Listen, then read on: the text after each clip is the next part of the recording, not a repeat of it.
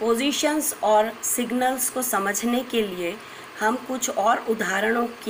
का अध्ययन करते हैं और इन उदाहरणों के माध्यम से हम देखते हैं कि अगर मॉलिक्यूल में सभी कार्बन्स पर उपस्थित हाइड्रोजन्स समान हैं, जैसा कि यहाँ साइक्लोहेक्सेन में हो रहा है, यहाँ पर जितने भी हाइड्रोजन हैं वह सभी साइक्लिक हेक्सेन के कार्बन से जुड़े हुए हैं और उनका magnetic environment as well as chemical environment same है, तो ये सभी के लिए हमको एक ही सिग्नल प्राप्त होगा। अगर हम दूसरा मॉलिक्यूल देखते हैं जिसमें कार्बन के ऊपर तीनों हाइड्रोजन जो हैं वह ऐसे कार्बन से जुड़े हैं जिस पर एक ऑक्सीजन है और बाकी रिमेनिंग पार्ट है मॉलिक्यूल का, तो ये तीनों हाइड्रोजन आपस में चुंबकीय और रासायनिक रूप से समान व्यवहार करेंगे। तो इन सब को हम ए टाइप का हाइड्रोजन कह सकते हैं और सभी के लिए हमें एक ही सिग्नल प्राप्त होगा।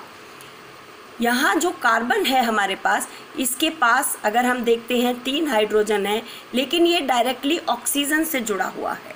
तो इस कार्बन का जो व्यवहार है वो इस कार्बन के व्यवहार से अलग हो गया, क्योंकि इनका जो बॉन्ड है वो अलग हो गया। तो ये जो तीनों हाइड्रोजन हैं ये बी टाइप के हाइड्रोजन के रूप में यहाँ पर व्यवहार करेंगे और ये पृथक सिग्नल देंगे। हालांकि तीनों आपस में समान है, इसलिए इनके लिए हमें एक ही सिग्नल मिलेगा। तो इस प्रकार से हमें एनएमआर स्पेक्ट्रा में 2 सिग्नल प्राप्त होते हैं,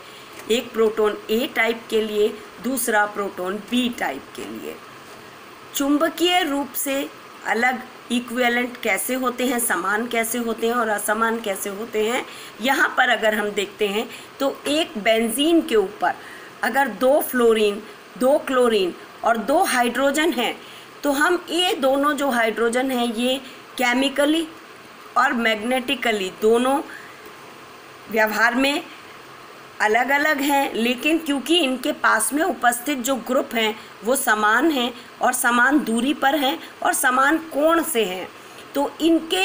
ये हाइड्रोजन की जगह हम इसको रिप्लेस करें या इस हाइड्रोजन की जगह इसको रिप्लेस करें, दोनों चुंबकीय और रासायनिक दोनों रूप में व्यवहार में समान व्यवहार करेंगे, यानी इनका एनवायरनमेंट सेम होगा, इसलिए इनको हम केमिकली इक्विवेलेंट प्रोटॉन्स कहेंगे और हमें एक ही सिग्नल प्राप्त होगा। इसी प्रकार से हम इनकी कोई और व्यवस्था भी करते हैं। मान लीजिए एक हाइड्रोजन यहाँ है, एक हाइड्रोजन यहाँ है, फ्लोरीन यहाँ है और तीनों पर क्लोरीन लगा है, तो भी इस हाइड्रोजन से इन सारे ग्रुप्स की दूरी और इस हाइड्रोजन से इन सारे ग्रुप्स की दूरी और एंगल समान होने के कारण यह समान व्यवहार करेंगे, तो चुंबकीय रूप से इनका इंटरैक्शन समान होगा, इसलिए ये मैग्नेटिकली इक्विवेलेंट माने जाएंगे।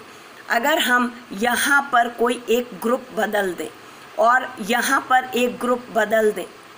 या इसके पास में कोई ग्रुप बदल दें, मान लीजिए हमने ये ग्रुप को NO2 कर दिया, अगर हम एक ग्रुप को बदल देते हैं तो हम देखते हैं कि इस हाइड्रोजन से इस ग्रुप की दूरी और इस हाइड्रोजन से इस ग्रुप की दूरी बदल जाती है और इनका इंटरैक्शन फ्लोरीन के साथ, इस हाइड्रोजन का इंटरैक्शन इस ग्रुप के साथ, इस हाइड्रोजन का इंटरैक्शन इस ग्रुप के साथ अलग है इसके तुलना में।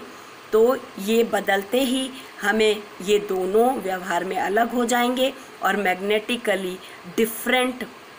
प्रोटॉन्स कहलाएंगे और अपने सिग्नल अलग अलग देंगे।